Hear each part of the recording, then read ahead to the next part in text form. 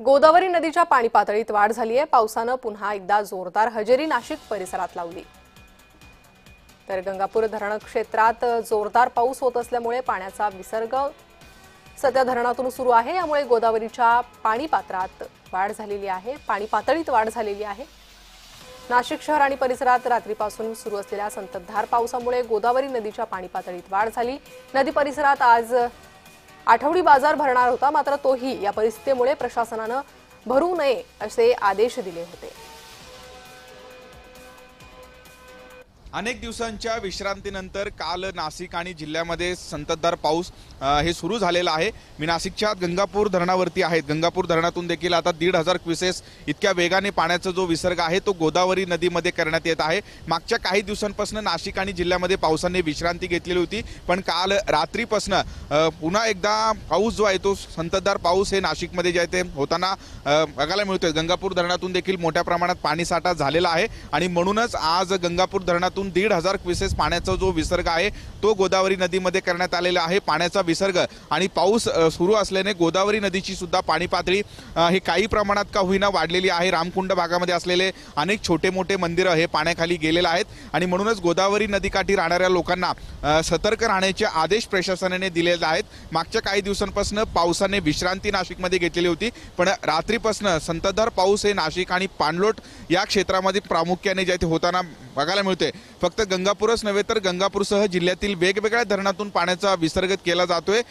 गंगापूर, दारणा, आळंदी, भाम असे जे वेगवेगळे धरणं आहेत या धरणातून पाण्याचा विसर्ग आता केला जातोय आणि म्हणूनच गोदावरी आणि दारणा या दोन प्रमुख नद्या आहेत। या दोन्ही नदीकाठी राहणाऱ्या लोकांना सतर्क राहण्याचे आदेश प्रशासनाने दिलेले आहेत। आता मी गंगापूर धरणावरती आहे। गंगापूर धरणात आत्ताच्या घडीला 1,500 क्युसेस इतक्या वेगाने पाण्याचा विसर्ग हे केला जातोय। पाऊस असंच हे कायम राहिला तर अजूनही टप्प्याटप्प्याने विसर्ग हे वाढवला जाईल अशा पद्धतीची माहिती प्रशासनाने दिलेली आहे। त्यामुळे नदीकाठी राहणाऱ्या लोकांनी विशेष करून सतर्क राहण्याचे आदेश एकूणच प्रशासनाने दिलेले आहेत।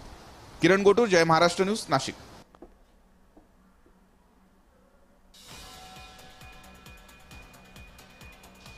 तर याचा आढावा घेतलाय आमचे प्रतिनिधी किरण गोटूर यांनी।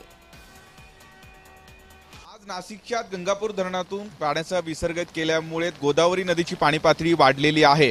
काल रात्रीपासून नाशिक आणि प्रामुख्याने धरण पाणलोट क्षेत्रामध्ये संततधार पाऊस सुरू आहे आणि त्यामुळेच गंगापूर धरणात पाणीसाठा वाढल्याने गंगापूर धरणातून जवळपास 2,500 क्युसेस पाण्याचा जो विसर्ग आहे तो गोदापात्रामध्ये करण्यात आलेला आहे। आणि आता मी रामकुंड या भागामध्ये आहे। या संपूर्ण परिसरामध्ये असलेले छोटे मोठे मंदिरं हे पाण्याखाली गेलेले आहेत आणि नदीची सुद्धा पाणी पातळी वाढल्याचं आपल्याला या दृश्यांमध्ये बघायला मिळतोय।